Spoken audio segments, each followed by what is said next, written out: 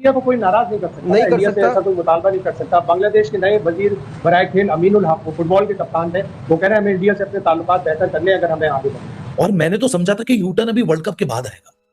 मैंने समझा था कि वर्ल्ड कप जब ईज आउट हो जाएगा ना, अभी जनरल बॉडी मीटिंग होगी, उसमें यू टर्न आएगा। लेकिन ये तो यू टर्न वर्ल्ड कप क्या सुपर 8 की पहुंचने से पहले आ गया बॉस। उनको खमियाजा भुगतना पड़ रहा है कि वो T20 को इतनी वैल्यू नहीं कराते, गलत फैसले किए, गलत सिलेक्शन किए, इसका रिप्लेसमेंट ही नहीं लिया, तो वो थोड़ी सी एरोगेंस भी शो कर रहे थे। अब उन्होंने भारतीय क्रिकेट बोर्ड से राब्ता किया है कि हमें अपनी T20 क्रिकेट बेहतर करनी है, हमारी मदद करें। मुझे हंसी बढ़िया ही, मैंने कहा यार कहाँ तो मतलब हमारे वज़ीर आज़म साहब कह रहे थे कि जी बांग्लादेश के लिए हमने स्टैंड लिया और बात की थी कि हम बाइकआउट करेंगे इंडिया से मैच की। तो मैं अपनी वीडियो में ये बार बार ये बात कर रहा था कि यार ठीक है, आपने मॉरल सपोर्ट कर लिया बांग्लादेश क्रिकेट का, बहुत अच्छा किया, लेकिन अपनी गर्दन सामने करने की जरूरत नहीं है। मतलब बांग्लादेश और पाकिस्तान के जैसे ताल्लुकात रहे ना, हमें भी पता है कैसे ताल्लुकात रहे। लेकिन जो इंडिया की बात जहां तक की जाती है और हम ये कहते हैं कि शायद इंडिया के साथ हमारा दोबारा मैच पड़ जाए, लेकिन इंडिया को जो खास फेवर दी जा रही है, उसके वेन्यू जो है वो उसकी मर्जी के चुने जा रहे हैं और खास तौर पर उनको फेवर की जा रही है। तो ये तो एक इंडियन फेवरेट आईसीसी की एक पॉलिसी है। ज्यादा पैसा कमाता है उसकी हमेशा ज्यादा वैल्यू होती है, लेकिन वो ये ठीक है, लेकिन ये तो बिल्कुल ही ये मैं भी पहले ये समझा, ये तो सामने नजर आ रही है कि जो टीम है उसमें यारी दोस्ती चल रही है और इसका कल्चर चल रहा है। क्योंकि बांग्लादेश क्रिकेट के लिए वर्ल्ड कप में पार्टिसिपेट करने से जो सबसे बड़ी मुर्गी है, वो भी सोने के अंडे देने वाली, वो थी बीसीसीआई का टूर।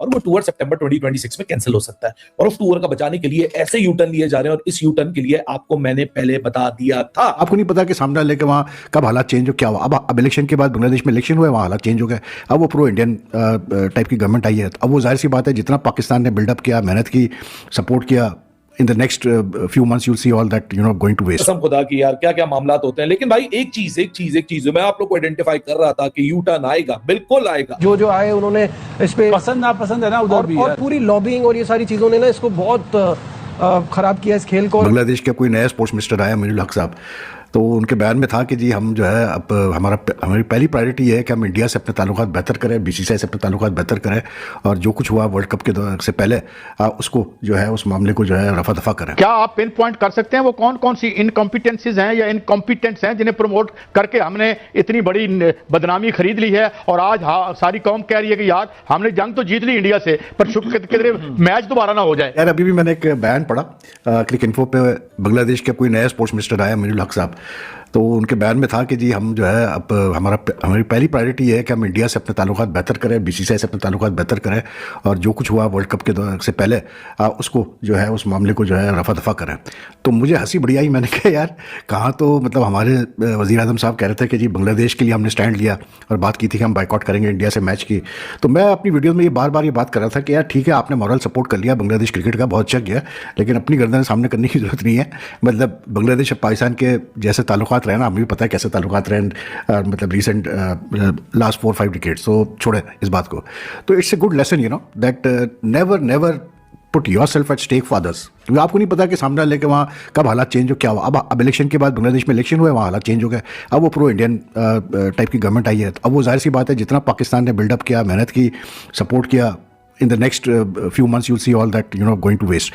यही सैयद अमीनुल हक दूसरे अमीनुल हक को बोल रहा है, क्योंकि अब जो नया स्पोर्ट्स मिनिस्टर आया उसका नाम भी अमीनुल हक है, बांग्लादेश क्रिकेट बोर्ड के प्रेसिडेंट का नाम भी अमीनुल हक है, और ये अशरफुल हक है। तो अशरफुल हक स्पोर्ट्स मिनिस्टर वाले अमीनुल हक को बोल रहे हैं कि मसला सॉल्व करवाओ। अगर आपने मसला सॉल्व नहीं करवाया और सितंबर 2026 में इंडिया हमसे सीरीज खेलने नहीं आई, तो बांग्लादेश क्रिकेट 5 से 10 साल पीछे चली जाएगी। एक सीरीज से 5 से 10 साल पीछे चली जाएगी। ये मैं नहीं कह रहा, ये बांग्लादेश का खुद का former general secretary of cricket board कह रहा है।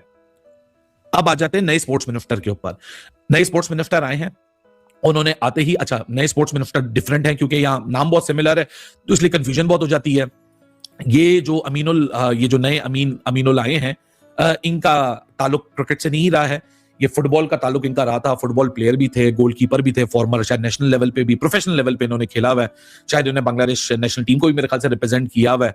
कैप्टन भी थे शायद बांग्लादेश नेशनल फुटबॉल टीम के, और फिर बाद में ये बीएनपी पार्टी के अंदर गए और उसकी वजह से अब ये इलेक्शन जीत के अब ये आ गए हैं sports minister for youth and sports. अब ये बने हैं, 17 फरवरी को इनकी अपॉइंटमेंट हुई है और 18 फरवरी से इन्होंने अब अपना रिपेयर वर्क शुरू कर दिया है। रिपेयर वर्क सही करने हैं, महंगी जगह होता मैं यही करता। अब ये अमीनुल हक क्या कह रहे हैं, क्योंकि इन अमीनुल हक ने तो वादा किया नहीं था, वो तो अमीनुल इस्लाम बुलबुल हैं और वो आसिफ नजरुल हैं जिन्होंने सारी गन डाली थी। अब तो नया बंदा आया है, वो तो अपनी क्रिकेट को ही देखेगा, इससे तो किसी को नाराज नहीं होना चाहिए।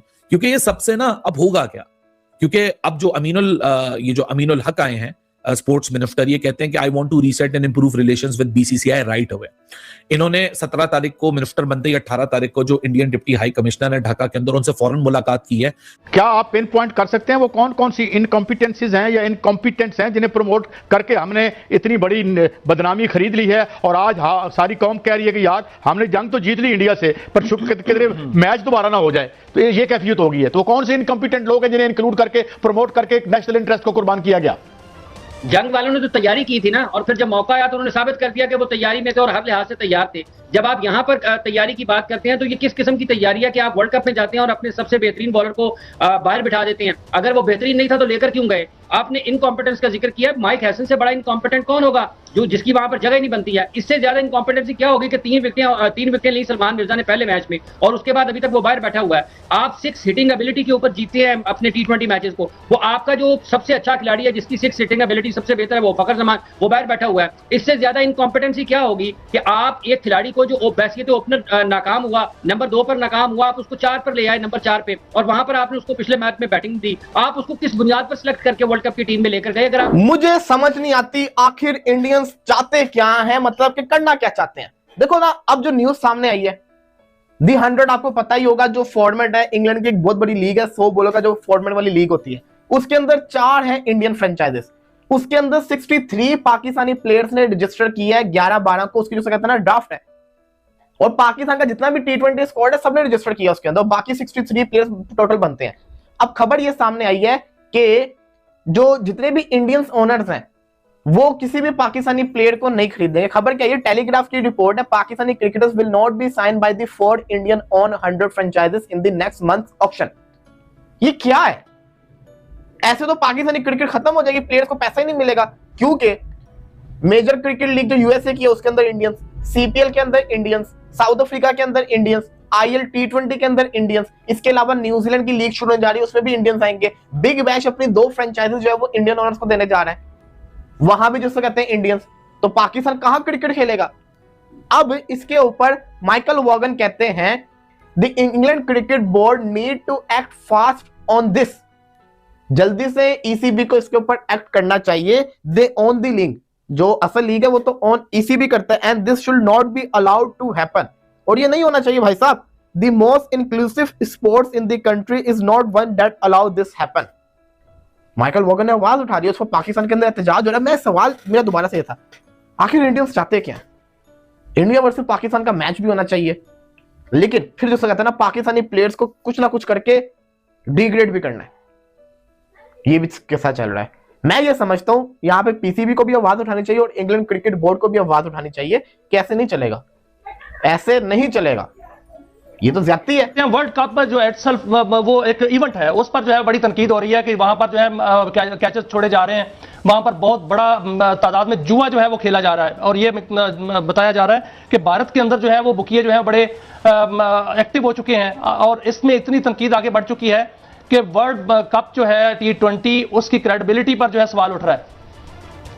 देखिए, बात यह कि क्रेडिबिलिटी का जहां तक ताल्लुक है मियां साहब, वो तो अपनी जगह पर कायम है, क्योंकि ये दुनिया क्रिकेट के आप देखेंगे मुख्तलिफ ममालिक यहाँ पर खेल रहे हैं, तमाम बड़े ममालिक भी खेल रहे हैं, फिर एसोसिएट कंट्रीज भी आ रही है, और एसोसिएट कंट्रीज ने भी अच्छे खेल का मुजाहरा किया है। तो क्रेडिबिलिटी का जहां तक ताल्लुक है, मेरा ख्याल है वो तो अपनी जगह पर बरकरार है, कायम है, उसमें तो कोई ऐसी चीज नजर नहीं आती है। जिन चीजों का आपने हवाला दिया है, ये दुनिया में एक हकीकत है और ये चलती रहती हैं, और आईसीसी का एंटी करप्शन यूनिट वहां पर मौजूद होता है, और जहां उनको लगता है कि चीजें खिलाड़ियों की हद तक या किसी और जगह से वो उस ममनुआ इलाके में आ जाती हैं या उस जगह पर पहुंच जाती हैं। इसमें तो छापों छुपों की बात हो रही है, गोदी मीडिया खुद खबरें दे रहा है कि वहां के खिलाड़ियों के घरों पर छापे जो है वो पड़ रहे हैं, और इस हवाले से बहुत सा वहां तनकीद भी हो रही है, और वो मीडिया जो कि खबरों को छुपाता है वो खबर दे रहा है कि इंडिया के अंदर जो है बहुत से बड़े तादाद में छापे जो है पड़ रहे हैं।